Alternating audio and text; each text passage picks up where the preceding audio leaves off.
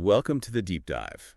Today, we're kind of going deep into Army leadership, pulling out the most fascinating bits from their own doctrine, ADP 622. Oh, yeah. Now, you might be thinking, what does Army leadership have to do with me? But trust me, even if you've never set foot on a battlefield, the Army's approach to leadership has some seriously valuable lessons we can apply to any aspect of our lives. What I find fascinating about this document is that it's not some secret playbook hidden away in the Pentagon. Yeah. It's publicly available online. Anyone can access it. Exactly. But today, we're going to distill it down to the most potent and surprising bits. We're talking about ideas that can help you lead a team, excel in your career, or even just navigate the complexities of everyday life. The real heart of it, the foundation of everything the Army does, is this idea of the Army profession. Okay, so what exactly makes the Army a profession and not just a job? That's where it gets interesting. Think about it.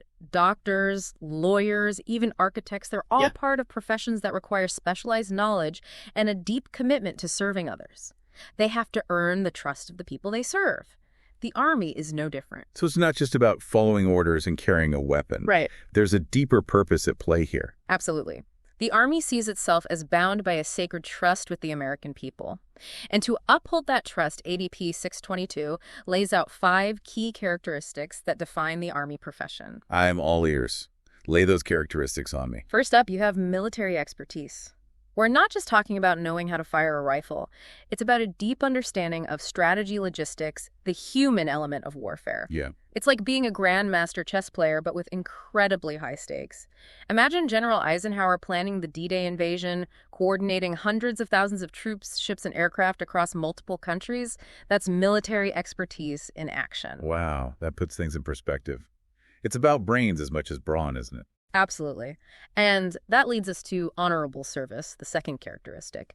This one goes beyond just fulfilling a contract. It's about a deep sense of duty, about putting the needs of the nation above your own, even at great personal risk.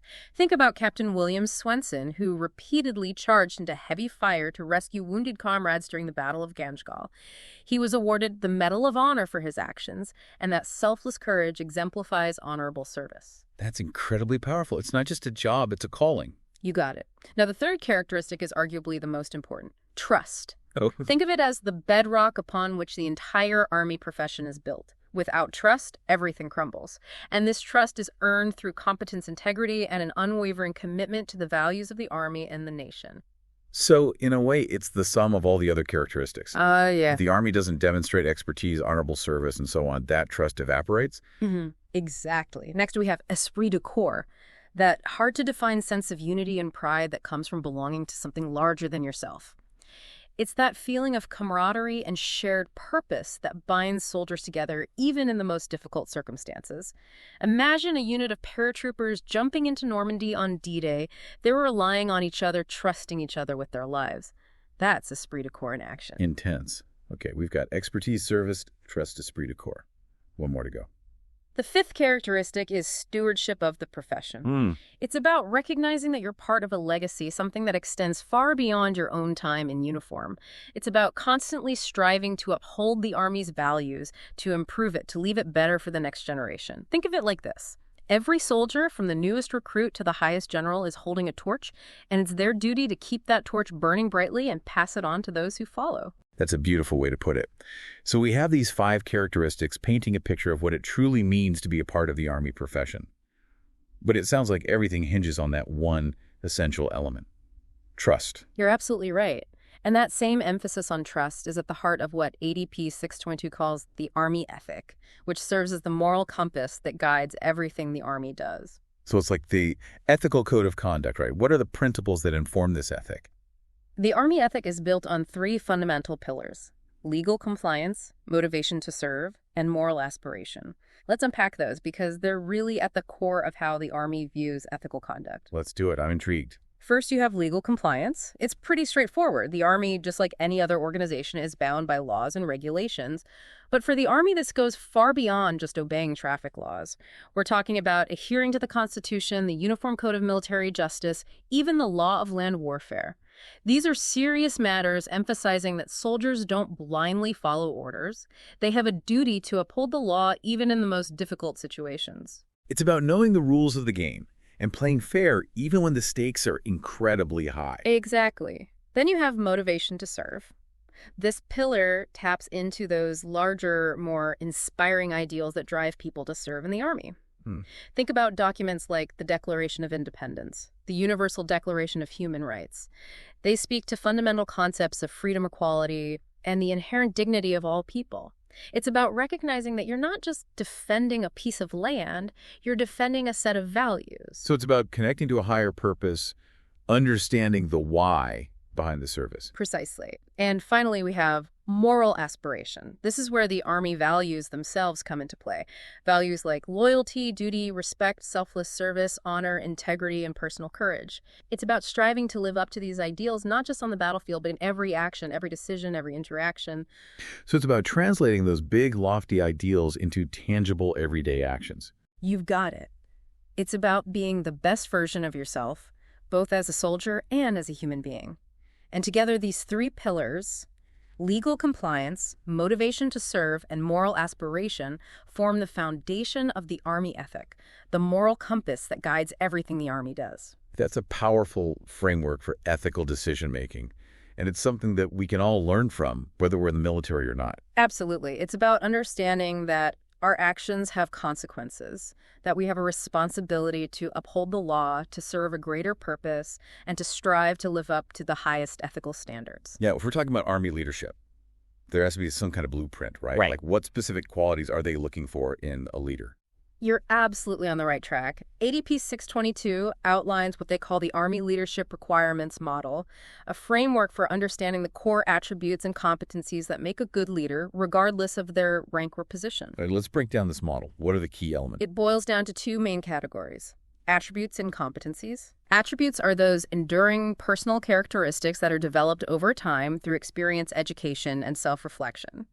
Think of them as the raw materials of leadership. Okay, so like natural talents or personality traits. That's a good way to put it. Now, competencies are more like skills, things that can be learned, practiced, and improved over time. You might have the natural charisma to lead, but you still need to hone those specific leadership skills to be truly effective. So you could say that attributes are the foundation and competencies are the building blocks you use to construct a strong leadership presence. Precisely. And what's great about this model is that it recognizes that everyone has the potential to be a good leader. Right. You might not be born with all the right attributes, but you can definitely develop the competencies you need to lead effectively. I like that. It's a message of empowerment. You're not Well- limited by your innate abilities. You can grow and evolve as a leader. Exactly. And ADP 622 dives deep into both attributes and competencies, providing detailed descriptions and examples. Okay, I'm ready to dive deeper. Let's start with attributes. What are some of the key attributes that the Army looks for in its leaders? The Army has identified three core attributes: character, presence, and intellect. Each of these plays a crucial role in shaping an effective and ethical leader. Let's start with character. What does character mean in the context of Army leadership? Character is all about doing what's right, even when it's hard. It's about having that inner moral compass that guides your actions, especially when you're faced with tough choices. Think about Lieutenant Colonel Hal Moore, who led his men with incredible courage and compassion during the Battle of Ia Drang in Vietnam. He always put his soldiers' well-being first, even under intense pressure. That's the kind of unwavering character the Army values in its leaders. It's about leading with integrity, even in the most challenging circumstances. Exactly. Now, the next attribute is presence. And while it might seem obvious that a leader needs to be present, ADP 622 digs a little deeper. They highlight the importance of both physical and mental presence. Think about a soldier standing tall in formation, projecting confidence and composure even after weeks of grueling training. That's physical presence, but also goes beyond that. It's about mental resilience, the ability to stay calm and focused under pressure, to bounce back from setbacks, and to inspire confidence in those around you, even when facing adversity. So it's about being that rock that people can lean on, that steadying force in the midst of chaos. You got it. A leader's presence, both physically and mentally, can make all the difference in a high-stakes situation. Makes sense. Okay, we got character and presence. What about intellect? I'm guessing this one's pretty straightforward. It's all about being smart. Right? No, it's definitely about intelligence, but ADP 622 takes a more holistic view. They define intellect as a combination of mental agility, sound judgment, innovation, interpersonal tact, and expertise. Okay, that's more than just book smarts. Let's break those down a bit. Absolutely. Mental agility is about being able to think on your feet, to adapt to changing circumstances, and to process information quickly and effectively. It's about being flexible, resourceful, and able to see the situation from multiple angles. It's like being a mental gymnast, always ready to adapt to a new challenge. That's a great analogy. And that mental agility is closely tied to sound judgment, the ability to make good decisions, especially under pressure. It's about weighing your options, assessing the risks and benefits, and choosing the course of action that's most likely to achieve the desired outcome. And as General Omar Bradley famously said, judgment comes from experience, and experience comes from bad judgments. So it's about learning from your mistakes and honing your judgment over time. Exactly. You have to be willing to make those tough calls, even when you're not sure what the outcome will be. And then there's innovation. This isn't just about coming up with the next big technological breakthrough. It's about finding creative solutions to problems, thinking outside the box, and challenging the status quo. Think about the ingenuity of soldiers who, faced with a broken-down vehicle in the middle of a mission, use their skills and whatever they can find to get it running again. That's innovation in action. It's about being resourceful and adaptable, finding a way to make things work even in less than ideal circumstances. Precisely. And then we have interpersonal tact. This one's all about being able to read people and situations, to understand their perspectives, and to communicate effectively no matter who you're dealing with. It's about being empathetic, respectful, and diplomatic, even when you're under pressure. So it's about having that emotional intelligence, knowing when to be firm, when to be compassionate, and when to crack a joke to ease the tension. You nailed it. It's about building strong relationships and fostering trust, even in the most diverse and challenging environments. And finally, we have expertise. I'm guessing this is where the book smarts do come in handy. You're right. Expertise is about having that deep knowledge and skill in your field, whether it's tactics, logistics, engineering, or any other area critical to the Army's mission.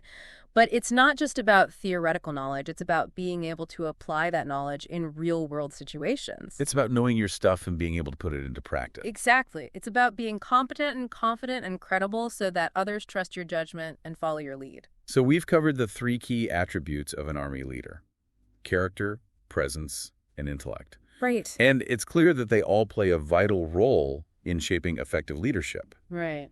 But I'm curious, how do these attributes translate into action? Yeah. What do they actually look like in practice? That's where the competencies come in. The Army Leadership Requirements Model outlines 6 core competencies that bring those attributes to life. All right, I'm ready to dive into those competencies and see what they're all about. Sure. Where do we start? We start with the competency of leads, which is, as you might imagine, the heart of what it means to be a leader. Okay.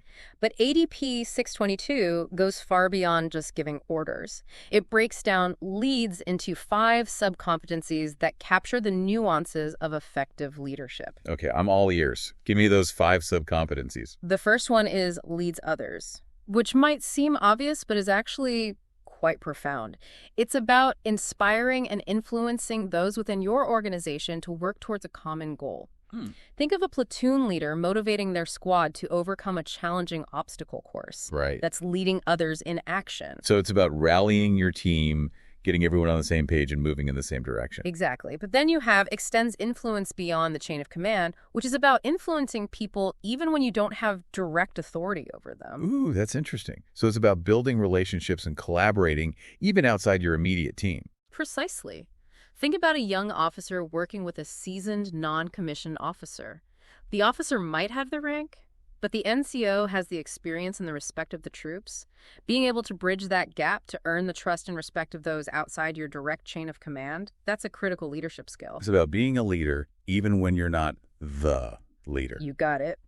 The next subcompetency is builds trust, which is, as you can imagine, essential for effective leadership. A leader without trust is like a ship without a rudder. They might be able to move forward, but they'll be constantly veering off course. Makes sense. Without trust, you can't inspire, you can't motivate, and you certainly can't lead effectively. Exactly. And ADP 622 talks about how trust is built through consistent actions that demonstrate competence, integrity, and genuine care for your people. So it's about being someone your followers can rely on, someone they believe in, someone who have their back. Absolutely. Now, the next 2 subcompetencies might seem a bit more straightforward. Leads by example and communicates. Those do sound pretty self-explanatory.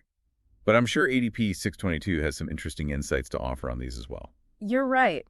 Leads by example is more than just talking the talk. It's about walking the walk. It's about embodying the values and behaviors you expect from others, setting the standard, and inspiring others to follow your lead. Think about Sergeant York, a pacifist who, despite his personal beliefs, took charge during World War I, leading his men to victory against a numerically superior German force. His courage and leadership in the face of danger exemplify leading by example. That's a powerful example of action speaking louder than words. Exactly. And then there's communicates. This one's all about being clear, concise, and effective in your communication. It's about listening actively, providing clear instructions, fostering open dialogue, and creating shared understanding. It's about making sure everyone is on the same page, understanding the mission and knowing their role in achieving it. You got it. And ADP 622 emphasizes that communication is a two-way street. It's not just about giving orders.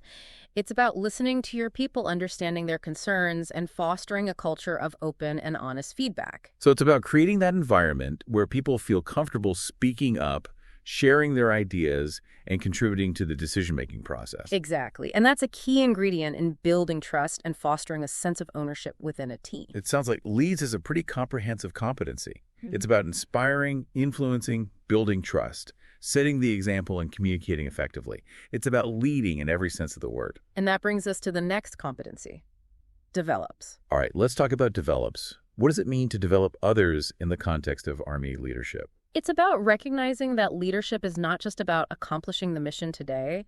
It's about preparing for the missions of tomorrow.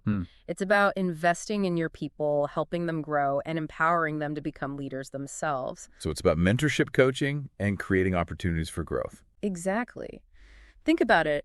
A squad leader who takes the time to train their soldiers, to share their knowledge, to help them develop their skills, is not only building a stronger team for today, but is also creating future leaders who can carry the torch forward. It's about recognizing that your legacy as a leader is not just about what you achieve, but about the leaders you develop. You got it. And ADP 622 highlights that developing others requires a certain degree of selflessness.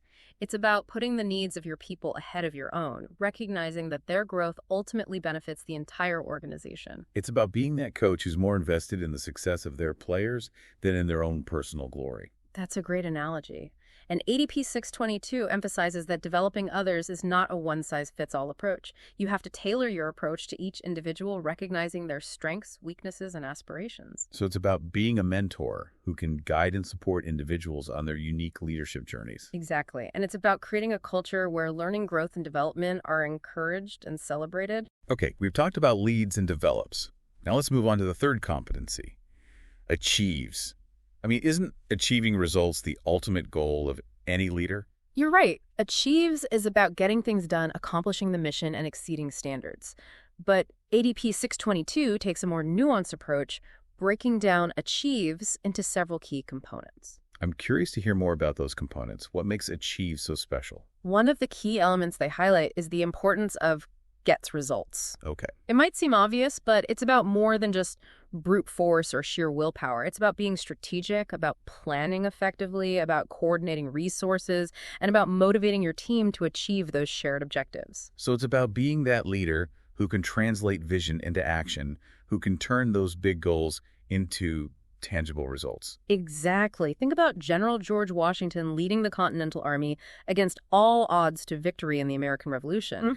That's a prime example of a leader who knew how to get results. It's about being that driving force that pushes the team forward even when the path ahead is uncertain. You got it. Another key component of achieves is sets goals. It's about having that clear vision of where you want to go and then setting those ambitious yet achievable goals that will guide your team's efforts. It's like that famous quote, if you don't know where you're going, any road will get you there. Exactly. You need that destination in mind to chart your course effectively. And once you've set those goals, it's all about monitors progress, tracking your team's performance, identifying any roadblocks, and making adjustments along the way.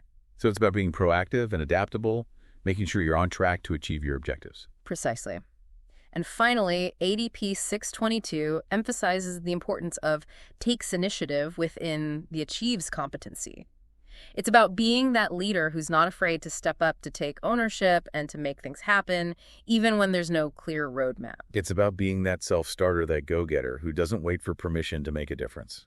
You nailed it. And that initiative, combined with effective goal setting, progress monitoring, and a relentless focus on results, is what truly sets apart leaders who achieve from those who simply manage.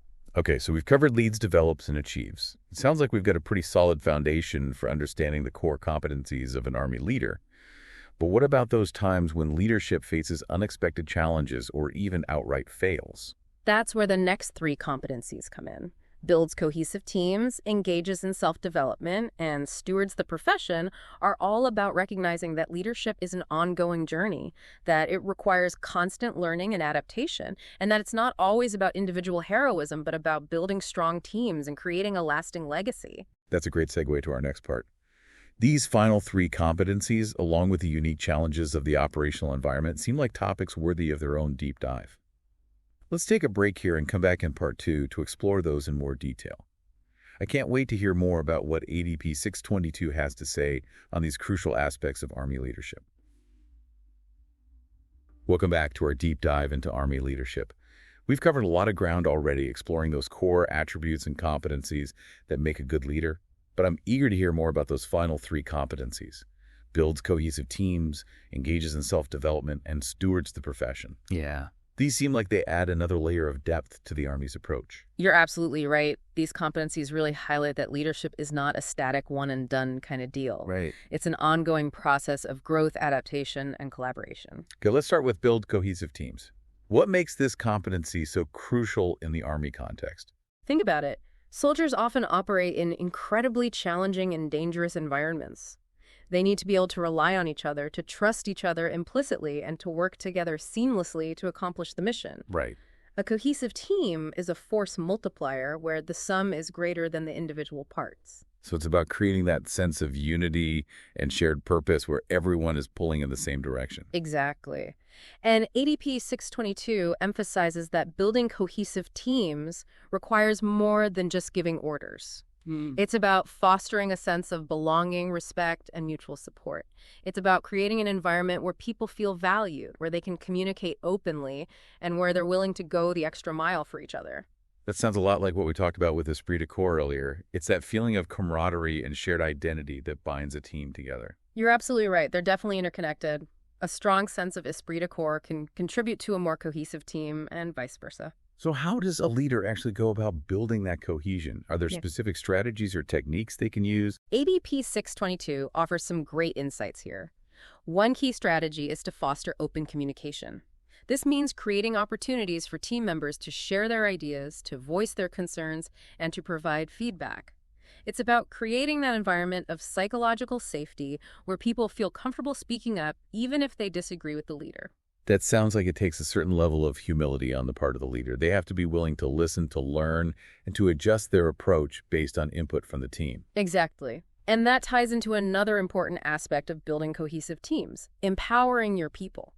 This means giving them responsibility, encouraging them to take initiative, and recognizing their contributions. It's about creating a sense of ownership within the team where everyone feels like they have a stake in the mission's success. So it's not just about telling people what to do. It's about giving them the tools and the trust to figure things out for themselves. Precisely. And that empowerment can be incredibly motivating.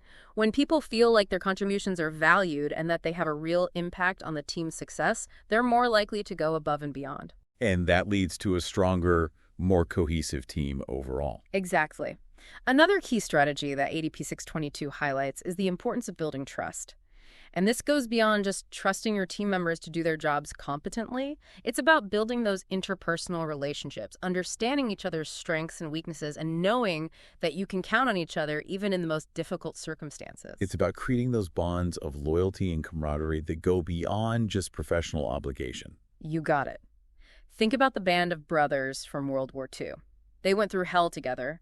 They faced incredible challenges, but they emerged from it with a level of trust and cohesion that's almost impossible to replicate. That's an incredible example of the power of shared experience and mutual support in building truly cohesive teams. And ADP 622 acknowledges that building cohesive teams takes time and effort. It's not something that happens overnight.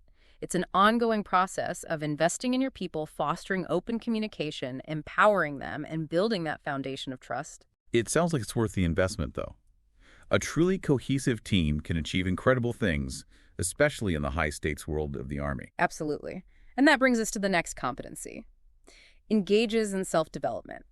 This one's all about recognizing that leadership is a lifelong journey of learning, growth, and adaptation. Okay, so it's about recognizing that even the best leaders have room for improvement. Exactly. ADP 622 emphasizes that good leaders are never complacent. They're constantly seeking ways to improve their skills, to expand their knowledge, and to develop their leadership abilities. It's like that growth mindset, always striving to learn, to evolve, and to become a better version of yourself. You nailed it. And this self-development can take many forms.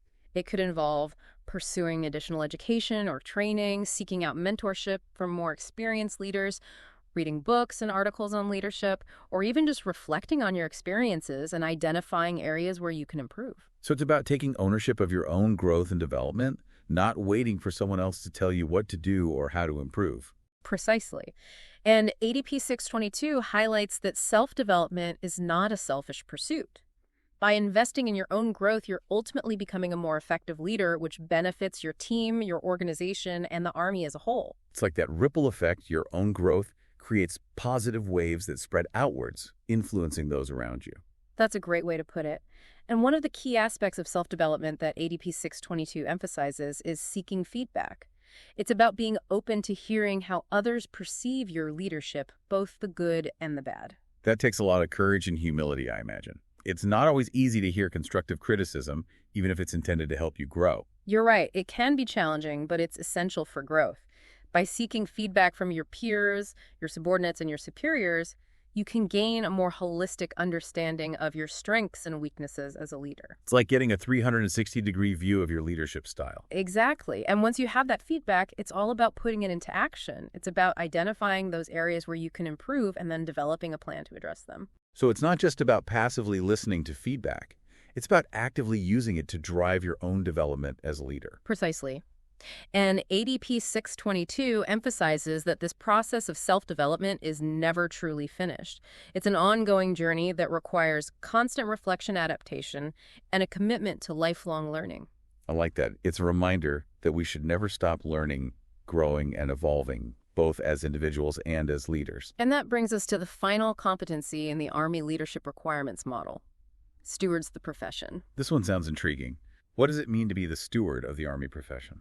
It's about recognizing that you're part of something larger than yourself, a legacy that extends far beyond your own time in uniform.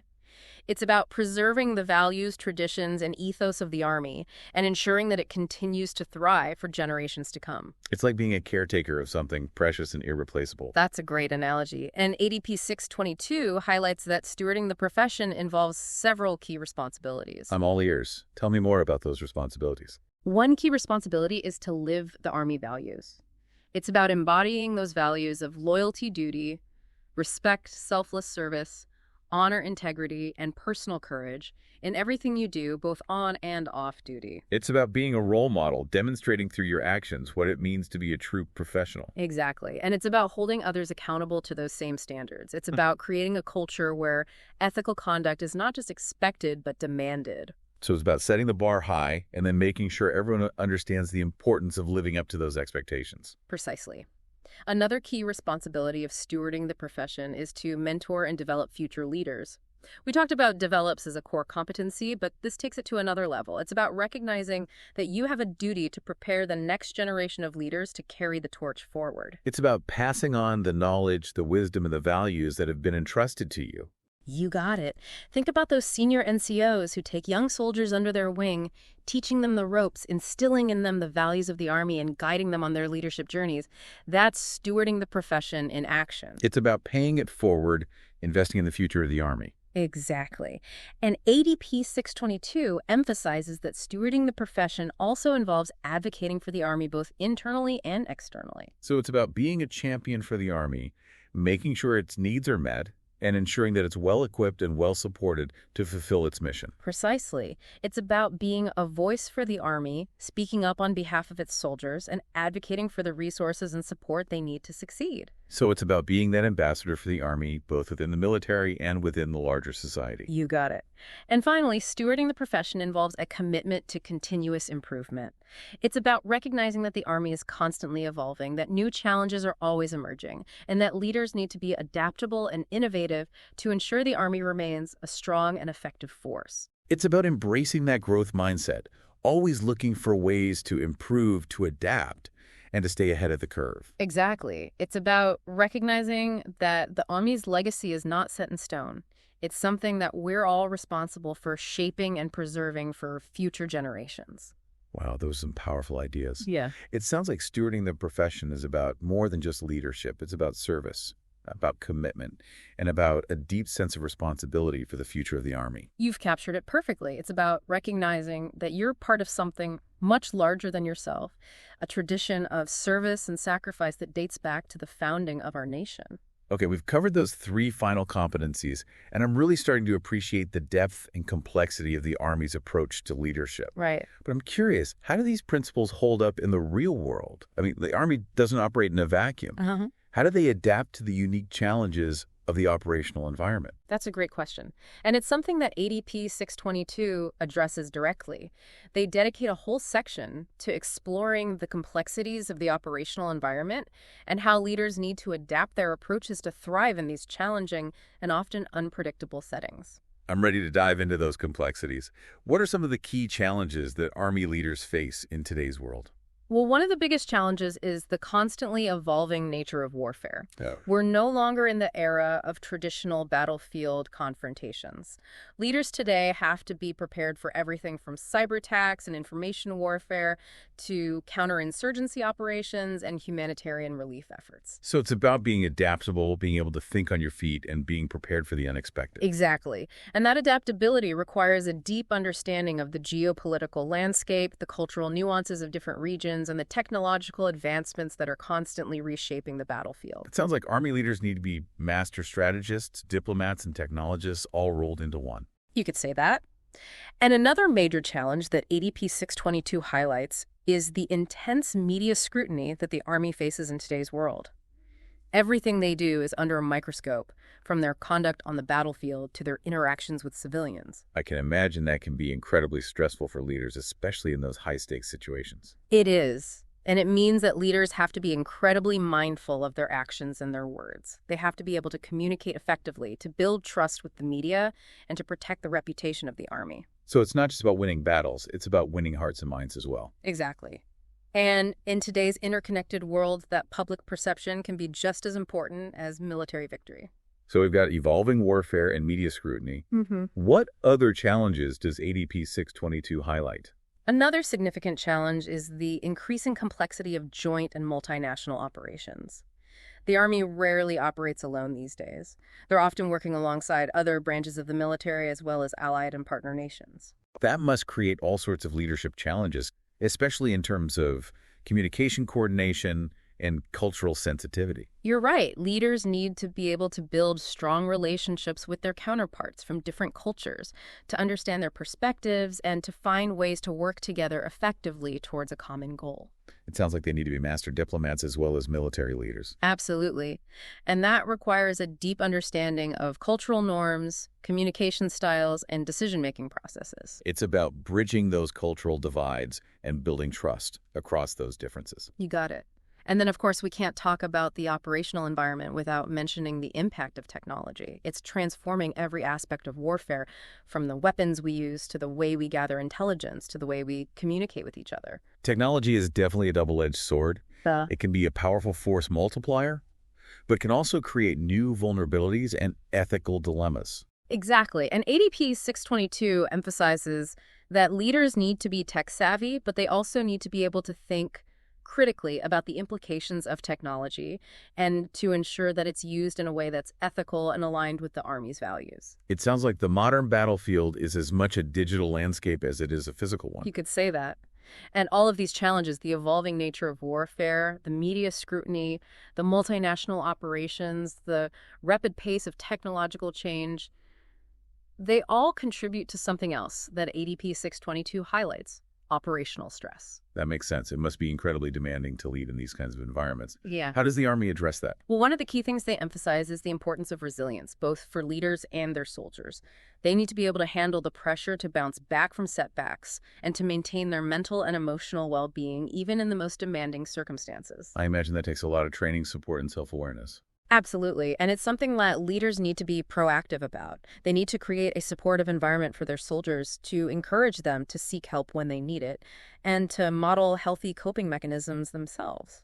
It's about recognizing that taking care of your people's mental and emotional health is just as important as taking care of their physical health. Exactly. And it's a crucial part of maintaining unit cohesion and combat effectiveness. Okay, we've talked about the external challenges of the operational environment. Right. But I'm curious about those internal challenges, those times when leadership fails from within. We touched on counterproductive leadership in the last part, but I'm eager to hear more about how ADP 622 addresses these potential pitfalls. That's a great point to transition to part 3. ADP 622 doesn't shy away from the reality that leadership can go wrong. They acknowledge that even with the best training and intentions, leaders can make mistakes, exhibit harmful behaviors, and ultimately undermine the effectiveness of their teams and the mission itself. Let's take a break here and come back for part 3 to explore these darker sides of leadership and how the Army works to identify, address, and prevent them. Welcome back.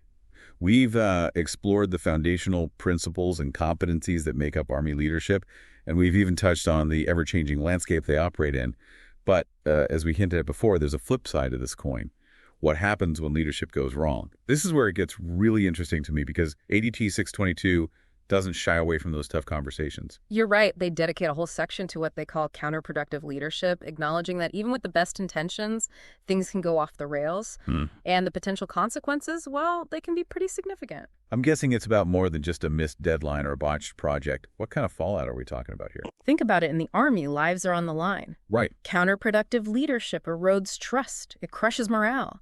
It can even lead to mission failure with very real human costs. Wow. But it goes beyond that, too. It can poison the culture of an entire organization, impacting recruitment retention, and ultimately the Army's ability to fulfill its mission to the nation. Okay, that puts things in perspective.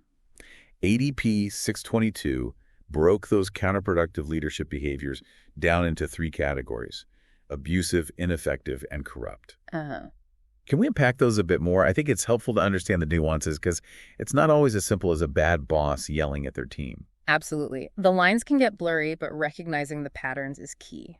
Let's start with abusive behavior. It's not always about outright physical harm. It can be more insidious. Go. Constant belittling, public humiliation, creating a climate of fear and intimidation. Think about a leader who uses their rank to bully or threaten to make people afraid to speak up or challenge bad decisions. It creates a toxic environment where people are walking on eggshells just trying to survive rather than thriving. Yeah. Exactly. And that kind of environment stifles creativity, it kills initiative, and it makes it impossible to build those bonds of trust and mutual respect that are essential for a team to function effectively. I imagine it also have a long-term impact on the individuals involved. Oh, yeah. It can erode their confidence, make them question their own abilities, and even lead to more serious mental health issues down the line. You're right. The scars of abusive leadership can run deep. Okay, let's move on to those ineffective behaviors. How are those different from the abusive ones? Ineffective behaviors aren't always about malicious intent. Sometimes it's simply a lack of competence, poor planning and decision, an inability to communicate clearly inconsistent standards. Think about a leader who's constantly scrambling to put out fires, who can't delegate effectively, who never seems to have a grasp on the situation. It creates a sense of chaos and frustration.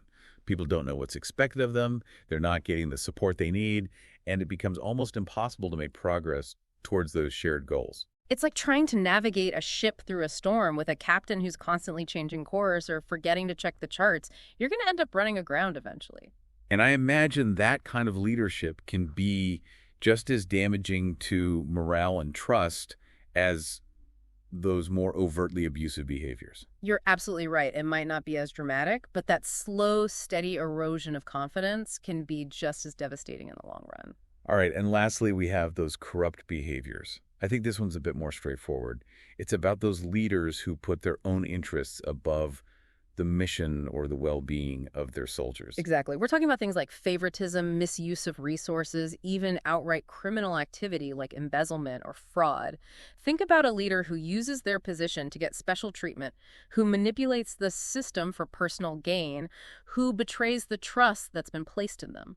That's a pretty serious violation, not just of the Army's rules, but of the ethical principles that underpin the entire profession. It is. And ADP 622 makes it clear that these kinds of behaviors are completely unacceptable and will be dealt with swiftly and decisively. It's about maintaining the integrity of the Army, both internally and externally. You got it. And it sends a message that ethical conduct is non-negotiable.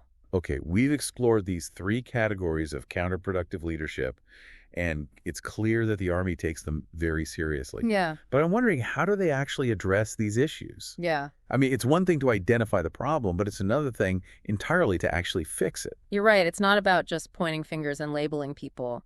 ADP 622 emphasizes that addressing counterproductive leadership requires a multifaceted approach. So what are some of the key strategies that they outline? One of the most important strategies is creating a culture where it's safe to speak up. This means fostering an environment where soldiers feel comfortable reporting those who abuse their power without fear of retaliation. That takes a lot of trust and a real commitment to accountability at all levels. It does. It requires leaders to model ethical behavior, to encourage open communication, and to create mechanisms for reporting concerns without fear of retribution. So it's about building that culture of psychological safety where people feel empowered to speak truth to power, even when it's uncomfortable. You nailed it. And once those concerns are raised, it's about taking them seriously, Yeah. not sweeping them under the rug or dismissing them as personality clashes. It's about investigating those claims thoroughly and taking appropriate action, whether it's counseling, retraining, or even disciplinary measures. You're absolutely right. And ADP 622 emphasizes that the goal is not just to punish people, but to correct those behaviors, to rehabilitate those who have strayed from the path, and to prevent these issues from happening in the future. So it's about creating a system of accountability that's both firm and fair. Exactly. And it's about recognizing that leadership development is an ongoing process. Even the best leaders can make mistakes, and sometimes they need support, guidance, or even a course correction to get back on track. It's about creating a culture of continuous improvement where everyone is striving to become a better leader. You got it. And ADP 622 highlights the importance of mentorship and professional development programs in helping leaders identify and address those counterproductive behaviors. So it's about providing those resources and support systems that can help leaders grow and evolve. Exactly. And it's about recognizing that leadership is not a solo sport. It's a team effort. We all have a responsibility to support each other, to hold each other accountable, and to create that culture where ethical and effective leadership can flourish. Well, this has been an incredibly insightful deep dive into Army leadership. We've covered a lot of ground exploring those core principles, attributes, and competencies that make a good leader. We've also delved into the complexities of the operational environment and the challenges of counterproductive leadership. And I have to say, I'm really impressed with the Army's approach. It's thoughtful, nuanced, and deeply committed to ethical conduct. I agree with you. What stands out to me is their willingness to address the full spectrum of leadership, not just the idealized version. They acknowledge that leadership is complex, challenging, and sometimes even messy. And by addressing those challenges head on, they're creating a culture of accountability learning and continuous improvement. Exactly. It's a reminder that good leadership is not about perfection. It's about striving to be better, to learn from our mistakes, and to create a positive impact on those we lead. Well said. I hope this deep dive has given you a new perspective on leadership, whether you're in the military, in business, or just navigating the complexities of everyday life. And remember, ADP 622 is a publicly available document, so feel free to explore it further and see what insights you can glean from the Army's approach to leadership. Until next time, keep learning, keep growing, and keep leading.